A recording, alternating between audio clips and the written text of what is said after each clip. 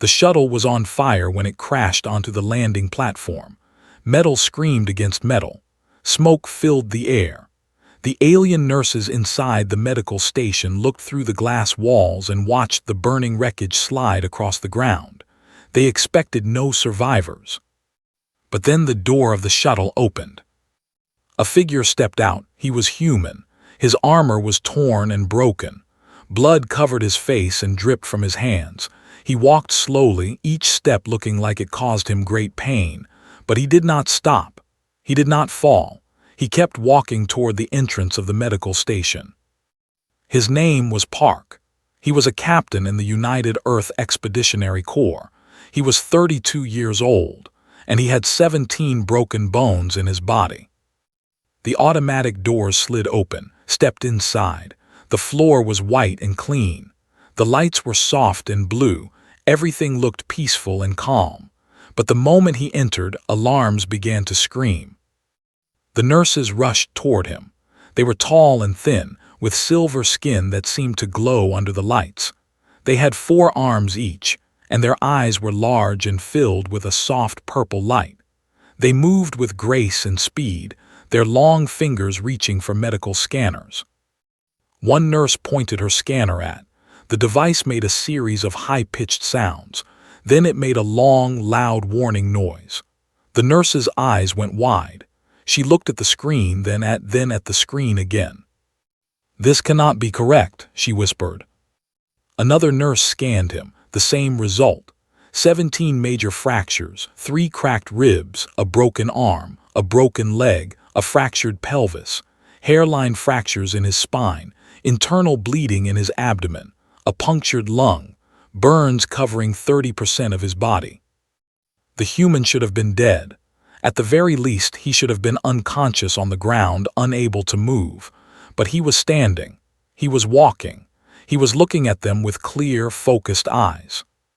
"I need to send a message," said. His voice was rough and dry. Speaking clearly caused him pain, but he spoke anyway. "The colony on III is under attack. I have information that can save them."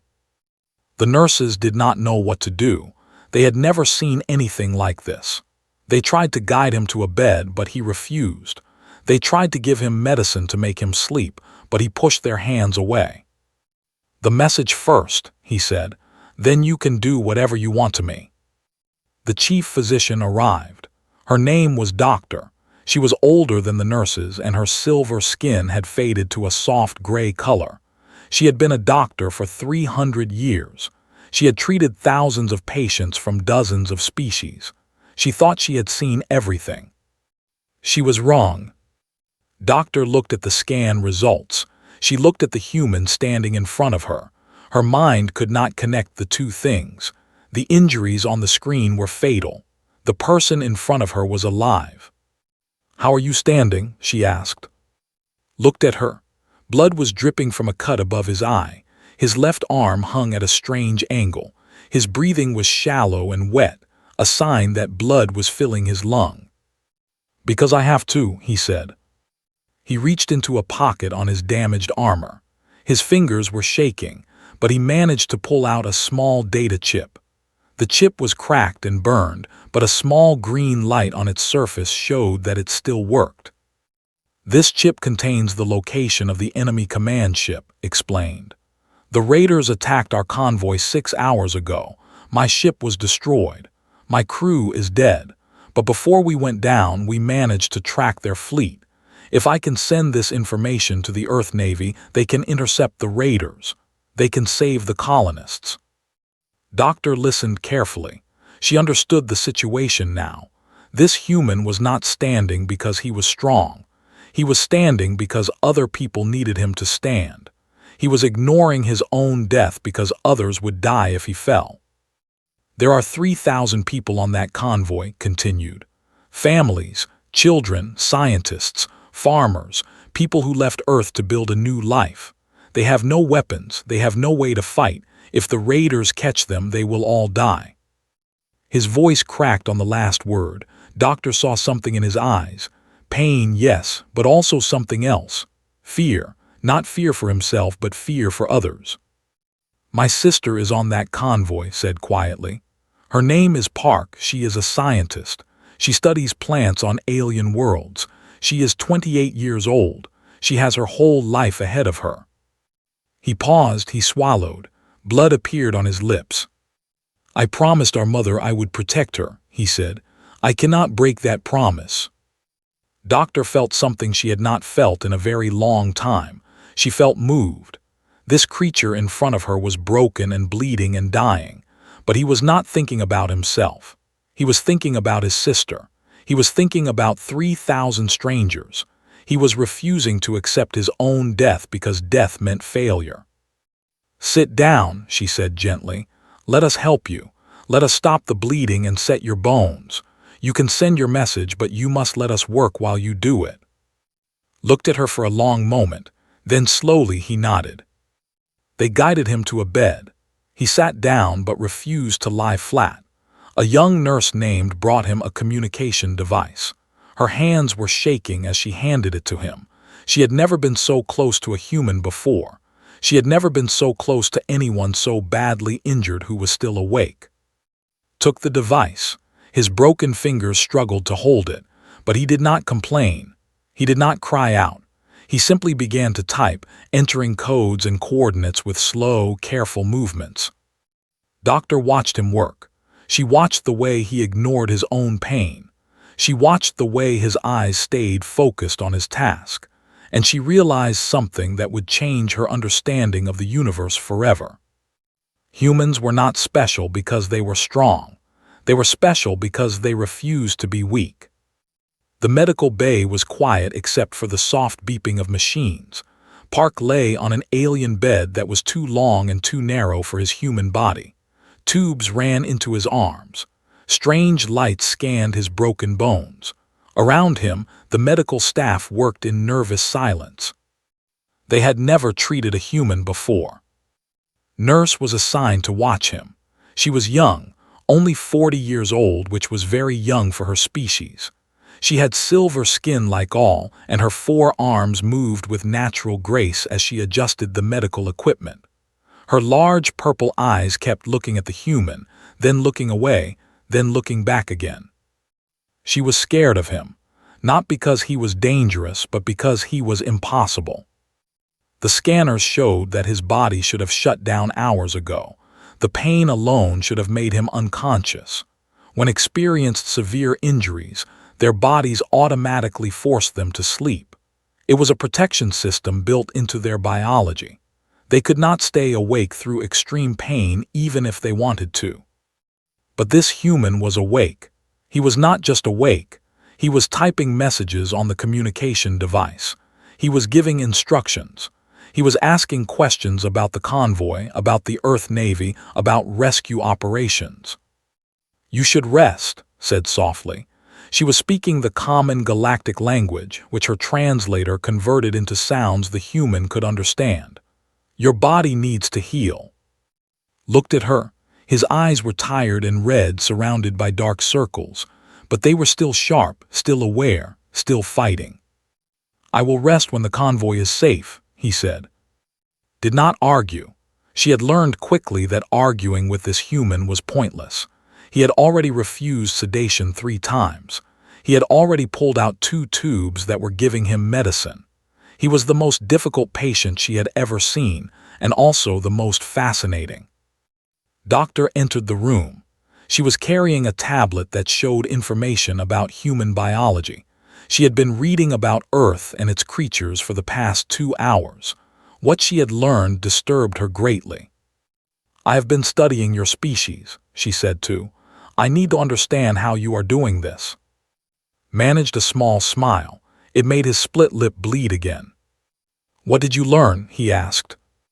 Doctor sat down on a chair near his bed. Her gray hands held the tablet tightly. When she spoke, her voice was a mixture of horror and admiration. Your planet is a death world, she said. I did not believe such places existed. I thought they were myths, but Earth is real and it tried to kill your species every single day. She looked at the tablet and began to list what she had found.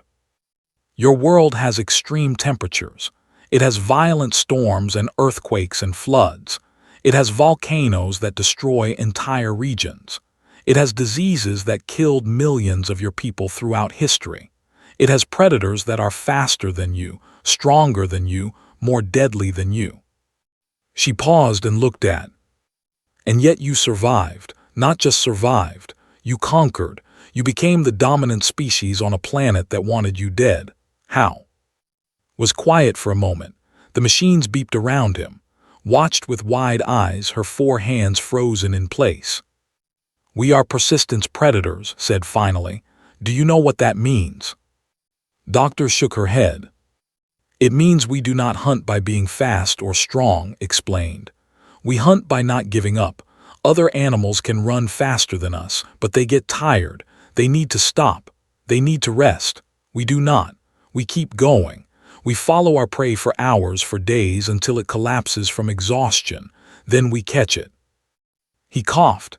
Blood appeared on his lips, rushed forward to wipe it away, but he waved her off gently. Our bodies evolved to endure, he continued. We can ignore pain when we need to. We can push past limits that should stop us. Our bones start healing almost immediately after they break. Our blood clots quickly to stop bleeding. Our immune systems fight infection with incredible strength.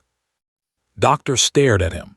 She was beginning to understand something terrible and wonderful about humans. You were never designed to be the strongest, she said slowly. You were designed to be the last one standing. Nodded. Earth did not make us tough, he said. Earth made us stubborn. The room was silent, felt a strange emotion rising in her chest. It was something like fear, but also something like respect. This broken creature in front of her was more alive than anyone she had ever met. His body was falling apart, but his will was made of iron. Tell me about the attack, Doctor said. Tell me how you got here. Closed his eyes for a moment. When he opened them, they were filled with pain that had nothing to do with his injuries. We were escorting the convoy, he began. 3 military ships protecting 12 civilian transports. The colonists from III were being evacuated because of the threat. We thought we had enough firepower. We were wrong. He paused. His broken hand moved slightly, as if reaching for something that was not there. The raiders came out of nowhere, 20 ships, maybe more. They hit us before we could react. My ship, the Horizon, was the first target. They knew we were the command vessel. They wanted to cut off the head. Listened in horror. She had heard stories about they were raiders and slavers who preyed on weak targets. They took prisoners and sold them. They destroyed everything they could not use. They were monsters. My crew fought hard, said. His voice grew thick with emotion. Lieutenant Han was on the weapons. She kept firing even after the bridge was hit. Engineer stayed in the engine room to keep us moving. He burned to death down there, but he kept the engines running until the end. Tears appeared in his eyes. He did not wipe them away. We managed to track the raider command ship before we went down. We got their location, their heading, their formation. It was the last thing we did as a crew, the last gift they gave me. He touched the data chip that now sat on the table beside him. I was thrown clear when the shuttle crashed. I do not know how I survived. I walked for 3 hours to reach this station. I could feel my bones grinding with every step. I could feel the blood filling my lung, but I kept walking. He looked at Doctor with fierce determination. Because my crew died to get that information. Because my sister is on that convoy. Because 3,000 people are counting on me, even though they do not know my name. Doctor felt moisture in her own eyes. She was 300 years old. She thought her hearts had become hard. But this human was breaking through walls she had built over centuries. Your message has been sent, she said quietly. The Earth Navy received it. They are responding. For the first time since he arrived, his body relaxed. Just slightly, just a little, but it was enough. Saw his shoulders drop. She saw his jaw unclench. She saw him become, for one brief moment, not a soldier but a tired and broken man. Thank you, he whispered. Then his eyes rolled back, and he finally fell unconscious. But even in sleep, his hands remained clenched into fists. Even in sleep, he was still fighting. 3 days passed.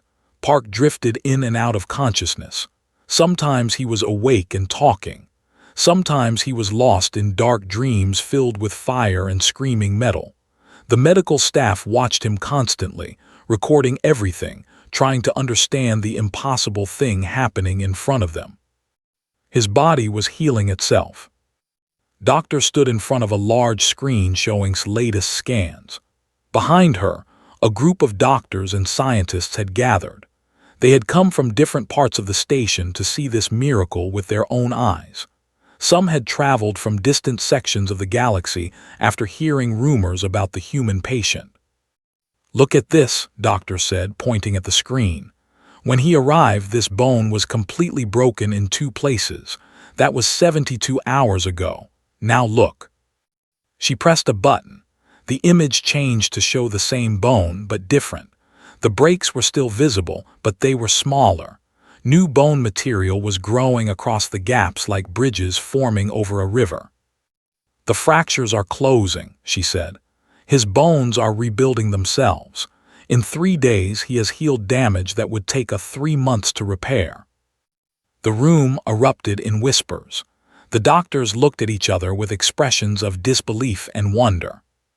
"How is this possible?" asked one of them, a senior physician with faded silver skin.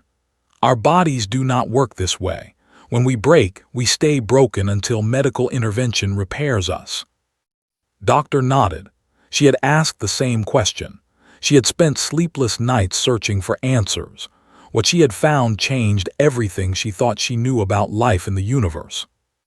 "Human bones contain living cells," she explained. "These cells are constantly breaking down old bone material and creating new material. When a fracture occurs, the cells increase their activity. They rush to the damaged area and begin building repairs immediately. The human body treats every injury as a battle to be won." She showed another image. This one displayed blood under magnification.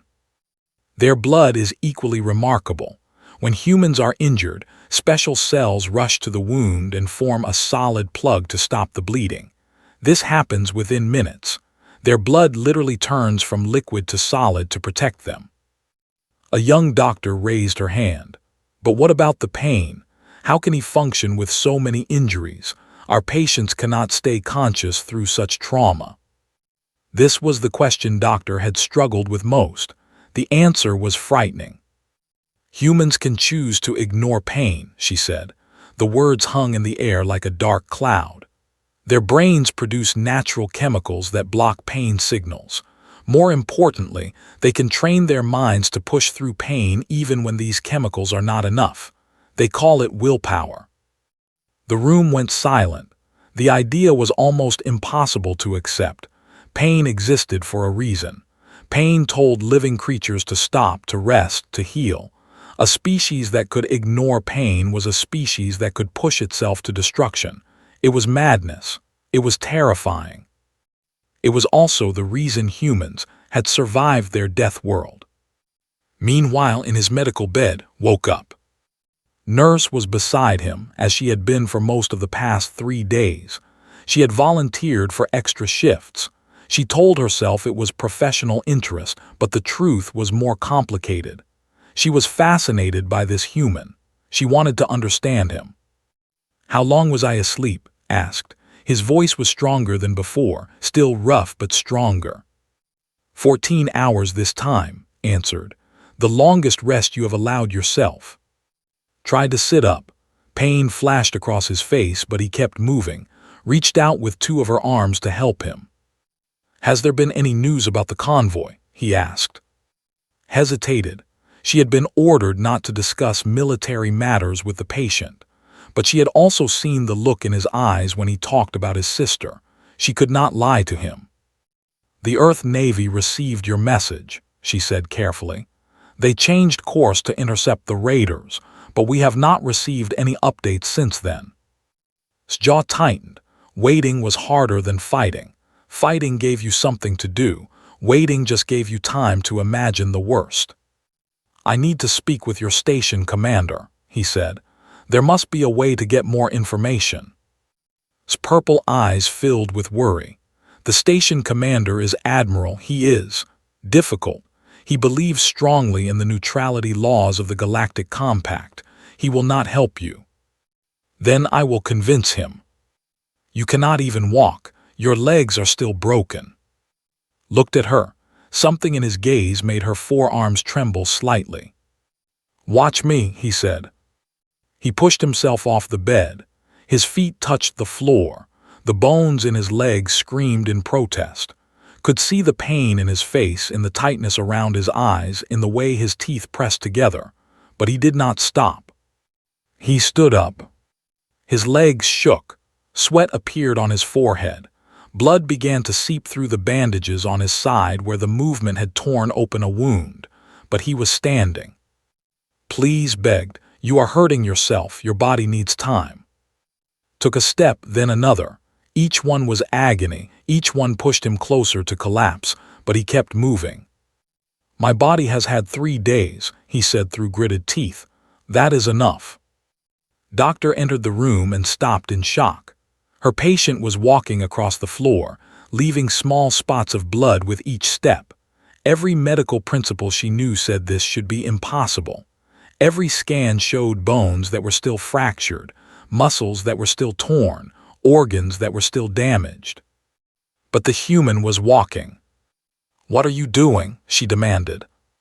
"I am going to speak with Admiral," replied. He did not slow down. "I need to know what is happening with the convoy. I need to know if my sister is safe." Doctor moved to block his path. Her gray hands reached out to stop him. But when she touched his arm, she felt something that surprised her. His muscles were tight and strong despite his injuries. His body was burning with energy, pushing past its limits through sheer determination. "You could die," she said quietly. "Walking on those legs could cause permanent damage. The internal bleeding could restart. You could collapse and never wake up." Looked at her with eyes that held no fear. "I could also succeed," he said, "and that is worth the risk." He stepped around her and continued toward the door, and Doctor watched him go. They watched the trail of blood on the white floor. They watched the way he gripped the wall for support but never stopped moving. Doctor turned too. Her old face showed an expression the young nurse had never seen before.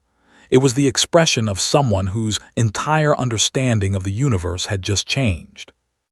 "Go with him," Doctor said. "Keep him alive if you can and record everything." Nodded and hurried after the human.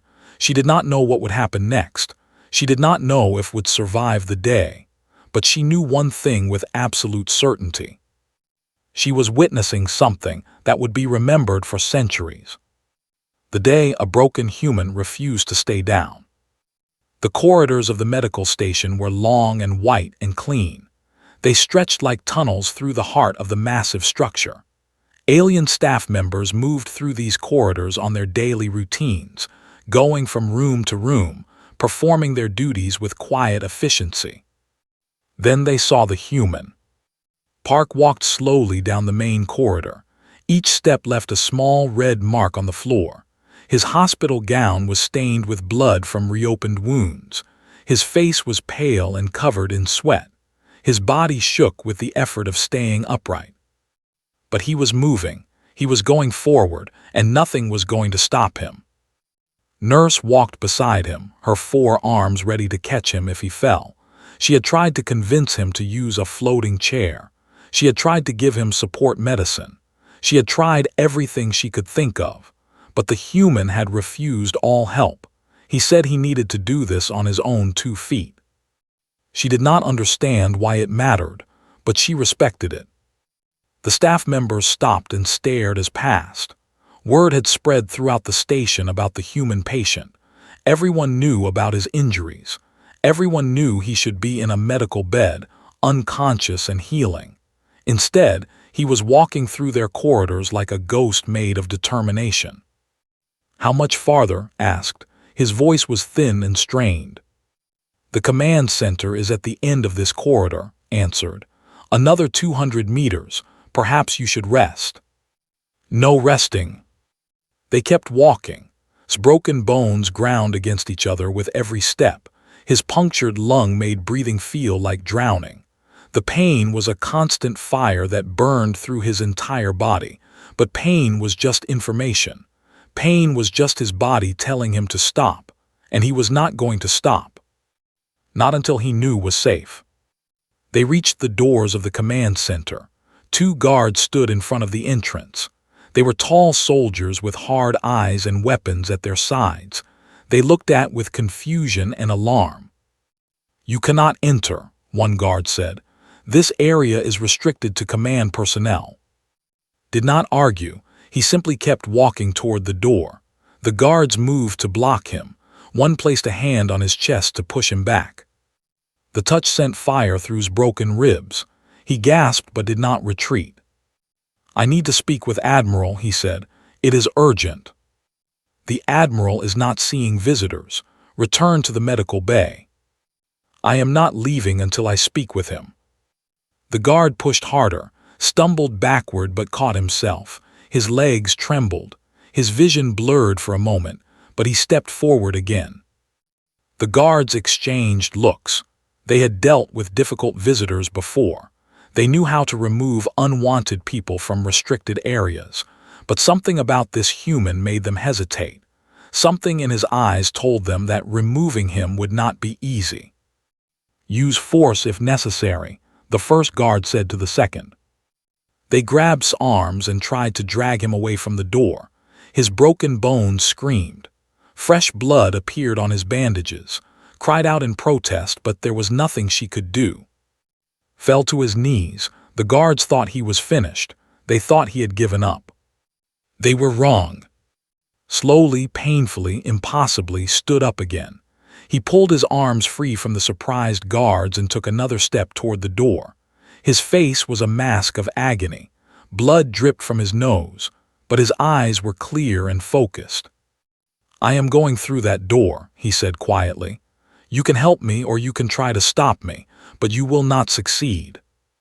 The guards did not know what to do. They had never seen anything like this. They had been trained to handle physical threats, but this was not a physical threat. This was something else.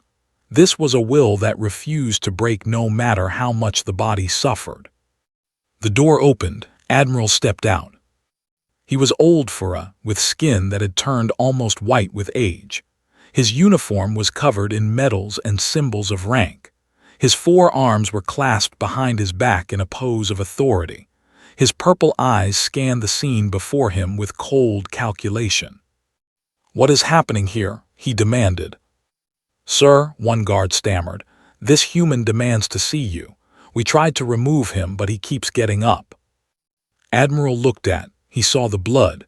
He saw the broken body. He saw the eyes that burned with desperate fire. "You are the one who crashed on our platform," the Admiral said. "The one who sent the military transmission." "Yes, sir." "You should be dead."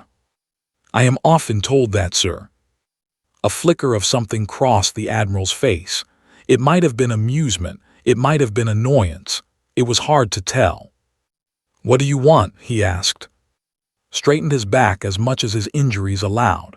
When he spoke, his voice was steady despite the pain. "I want information about the convoy from III. I want to know if the Earth Navy intercepted the raiders. I want to know if the colonists are safe." Admiral's expression hardened.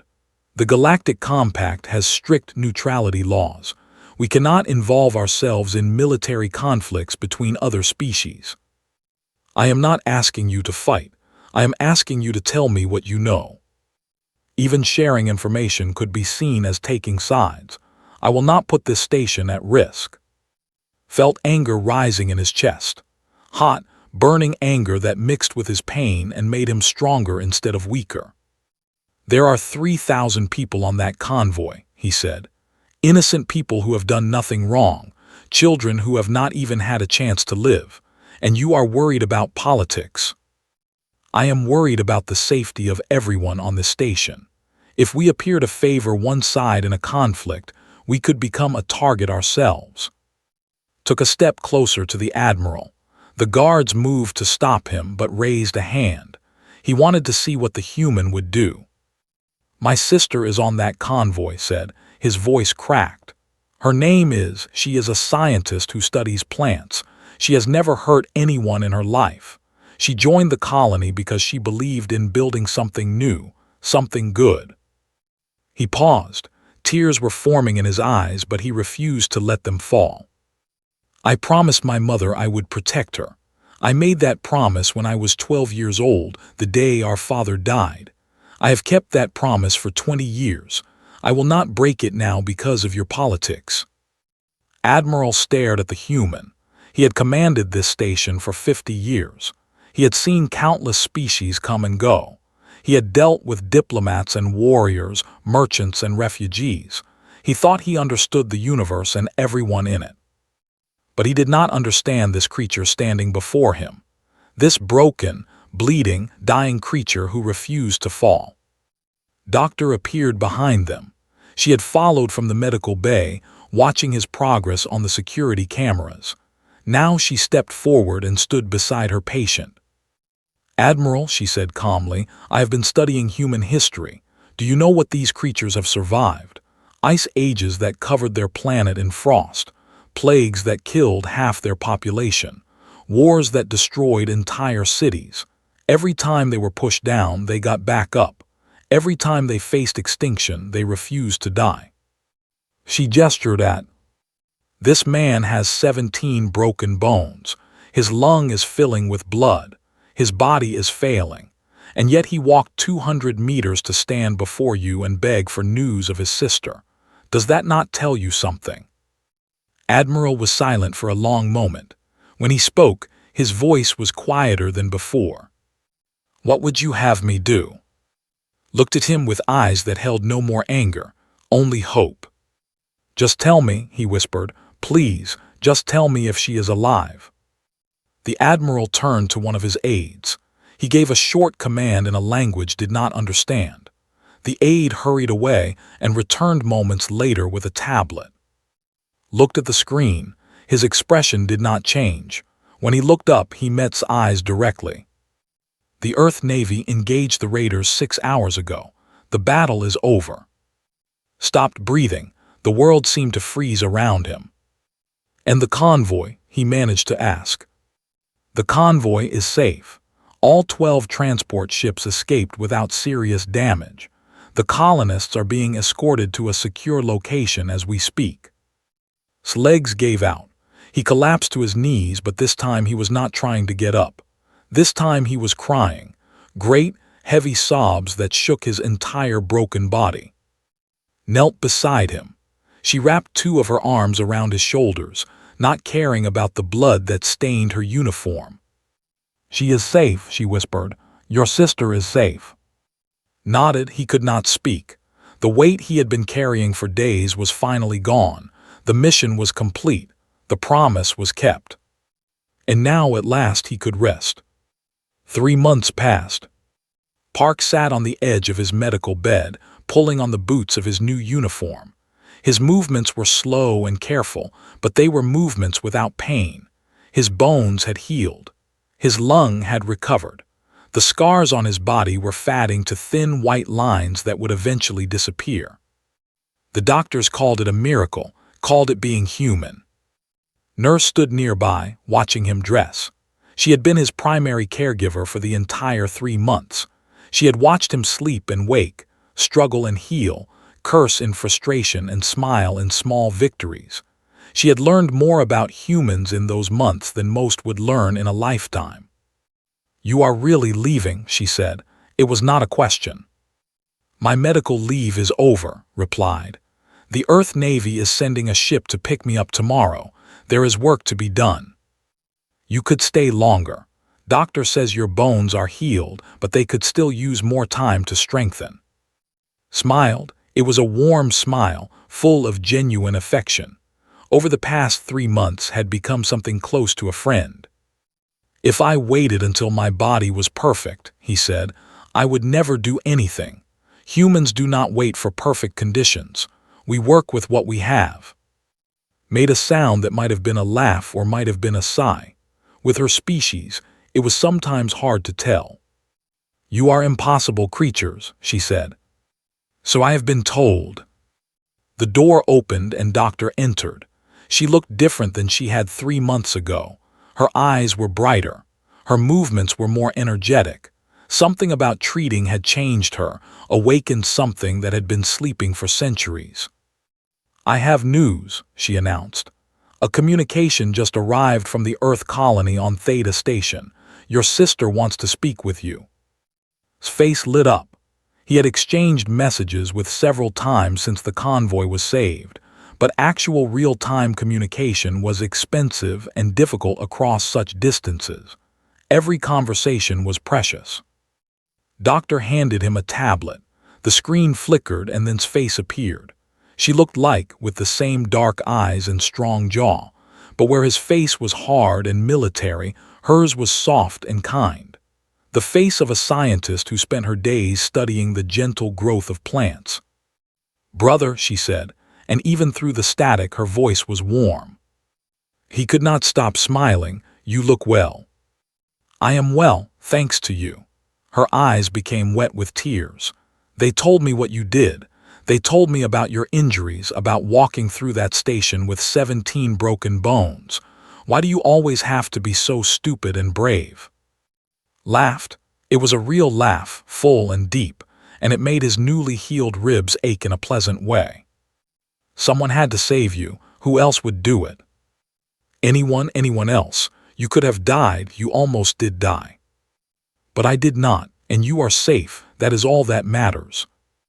They talked for another 20 minutes, told him about her new laboratory on Theta Station, about the alien plants she was studying, about the friends she had made among the other colonists.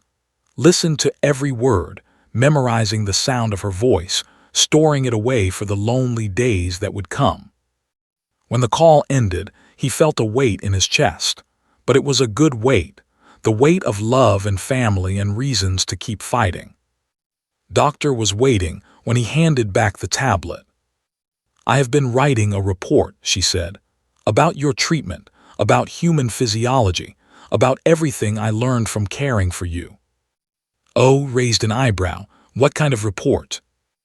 "A medical report that will be sent to every hospital in the galaxy, and to the medical academies, and to the Galactic Compact Health Council." She paused. "I believe every species should understand what humans are capable of." Was not sure how to respond to that. He had never thought of himself as special. He had just done what needed to be done. Any human would have done the same. But Doctor saw it differently. She saw a species that evolution had shaped into something unique, a species that could endure what others could not, a species that refused to accept defeat even when defeat was certain. "There is a chapter in my report," she said, "about pain tolerance. It has been classified as disturbing content for sensitive readers." Laughed again. "I am sorry to be so upsetting." "Do not apologize. It is important that people know. It is important that they understand." She reached out with one of her gray hands and touched his arm gently. It was a gesture of connection, of respect, of something that might be friendship. "You changed something in me," she said quietly. "I was old and tired. I thought I had seen everything. But watching you fight, watching you refuse to give up, reminded me why I became a doctor. You showed me that life is not just about survival. It is about will, about choosing to live even when death is easier." Placed his hand over hers. "You saved my life," he said. "You and everyone on the station. I would have died without you." "Perhaps, but you would have died standing." The next day boarded the Earth Navy ship that came to collect him. He stood at the airlock and looked back at the station one last time. Was there, waving with all 4 of her arms. Doctor stood beside her, watching with those ancient, knowing eyes. Even Admiral had come to see him off.